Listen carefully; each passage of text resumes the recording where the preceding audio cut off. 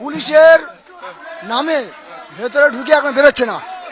এই তো কি করছে ক্যামেরাম্যানের নাম করে ক্যামেরাম্যান পুলিশের লোক না, চেষ্টা করি। চোর বলছে আমি পুলিশ, কিন্তু পুলিশ নয়, কোনো প্রমাণ দেখাতে পারিনি।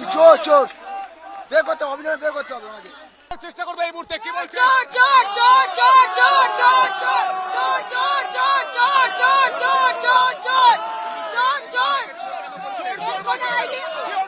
চোর চোর কোন পরিচয় পত্র দেখাচ্ছে না ওখান থেকে ঢুকে। উনি প্রথমে বলেন আমি পুলিশ কর্মী, ঠিক আছে।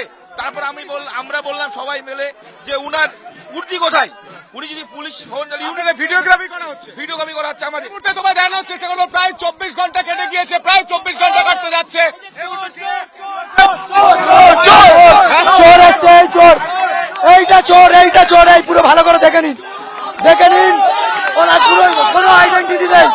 আমরা পুলিশকে জিজ্ঞেস করছি, বলছে কখনো বলছে পুলিশের লোক, কখনো বলছে ফটোগ্রাফার, একটা মোবাইল নিয়ে ফটোগ্রাফার ভিডিও করা হচ্ছে মোবাইলের তরফ থেকে। উনি বলছে ওনার কোনো আই কার্ড, পুলিশ কর্মী, উনি বলছে পুলিশ কর্মী, উনি কে?